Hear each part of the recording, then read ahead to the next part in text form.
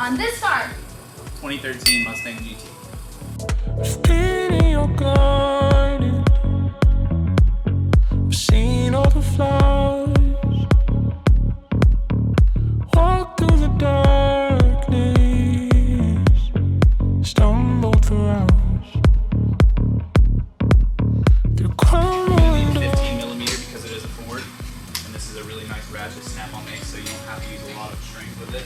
So what I like to do is put this guy on there, and then you're just gonna pull this towards you. Usually try and keep it in line. The best way is gonna be to yank it, stand in line with it. Go ahead and give it a nice yank. There you go. All right, now let's do the top one, because there's two. That's all I do? That's all you do? All right. It's looking like it's crazy angle here, so we're gonna get a shorter ratchet. And Ooh, then go snap on. oh yeah, we love snap-on here. This one you're gonna have to push. It's gonna be a little tough. Let me try. Okay, grab it all the way at the end. This way? Yep. No, I'm pushing. You're gonna I'm be going that pushing way. it, but you want to go as far at the end as you can. And go ahead and yeah, it's tough, isn't it?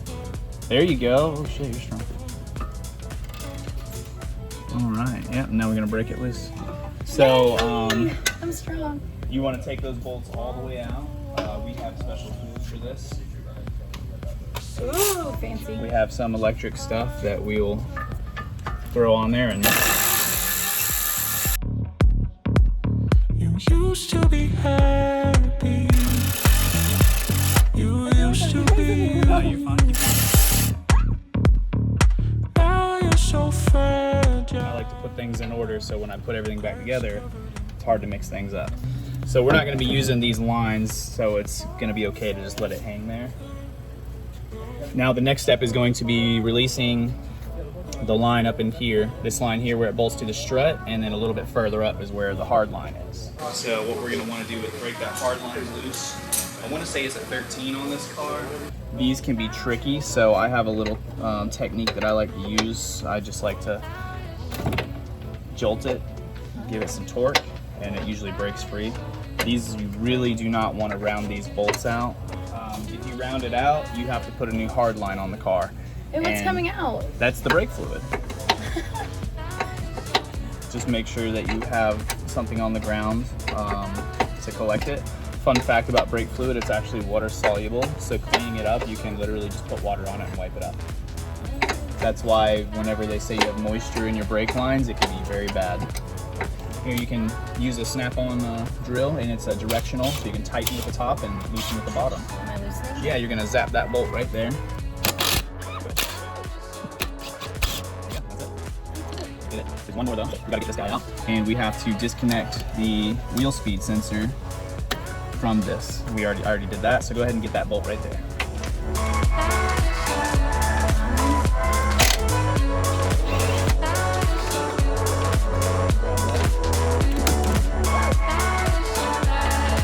Next, the first step of the kit is removing the existing caliper. What? You can see the size difference. Wait, what's the new one of this? Oh. So the size difference is pretty significant. Ew. This one's old. Yep, these are the factory brakes. So we're just gonna set these to the side. Peace out. Ford likes to use these little locking washers for the caliper. I usually just break them off. That? Yep. And I'll do this part, it's a little bit sensitive. So you can use a flathead and pry it up, and you can twist it off. Or what I do is I usually just cut it. So the rotors can sometimes get stuck. Ooh, mic is off? Yeah, you'll pick it up and take it off.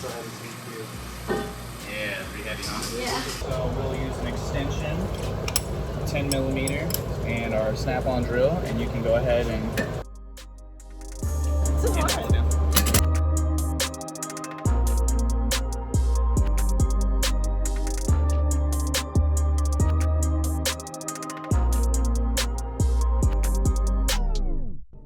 So now we're gonna put one of the large rotors on it. Ooh. Now, a common question I get asked is how effective are drilled and slotted rotors? I think you can see on the FD right there. Drilled and slotted rotors, contrary to popular belief, actually break less effectively than a full face rotor. The drilled and slotted section is to dissipate heat. What does that mean? Gases. Drilled and slotted. The holes in it? The holes in the slots. So you would put holes in these? They would drill holes and cross slot it. And like I said, that's just for heat dissipation. So you don't break stronger, you actually get more braking power from a full surface, but you can cool the brakes much quicker with the drilled and slotted. So if you're doing autocross or tracking a car, you could cool the brakes much faster with the heat dissipation of the drilled slots. That's cool. Yeah.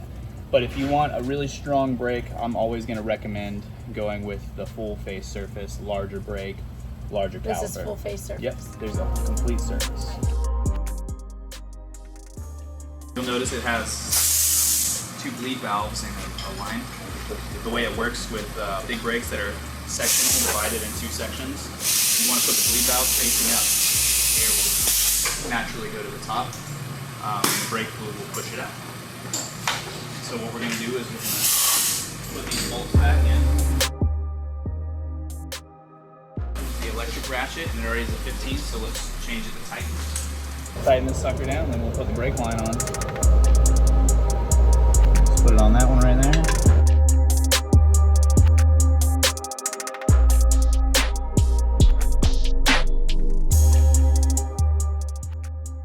You put a copper washer on each side of the banjo bolt and then screw it into the caliper. If you don't use these copper washers, you are going to have a leak, and then you're going to lose brake pressure, you're going to get air in your lines. It's just a disaster waiting to happen. We usually recommend professional install when it comes to bleeding brakes. If you have the confidence and the tools and ability to do it yourself, you know, knock yourself out, but do not forget the copper washers. They are essentially the seal for the hydraulic system. So we're going to screw this up to the hard line, and we're going to thread it all in and tighten it all down. Nice. It's a very nice kit. I'm going to route this line right back to where it goes on the strut. Even though we'll be installing a set of BCs, you want to try to use the stock locations of everything to make sure that I don't cross thread them, misalign it. So now that we have that threaded in, we can lightly thread in the bracket bolt too. Sometimes they require a little aggressive negotiating.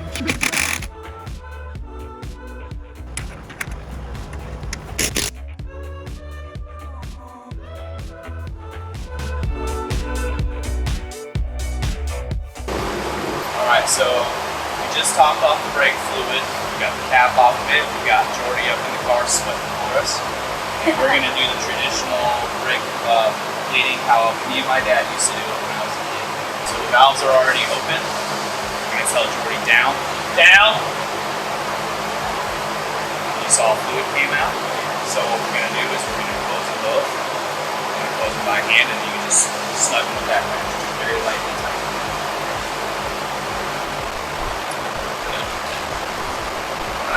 All right, Jordy, up. Okay, now we're gonna open them again, and we're gonna let him push it down. Yep, that's fine. Down. There we go, we have brake.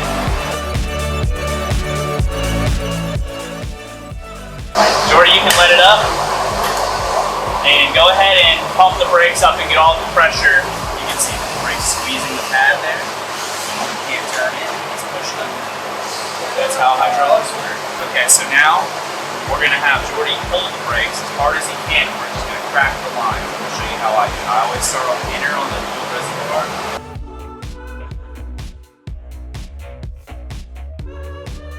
Go ahead and pump them back up, Jordy. That's getting all the air out of the system. So then we'll just go ahead and wipe everything down, get all the brake fluid off of it.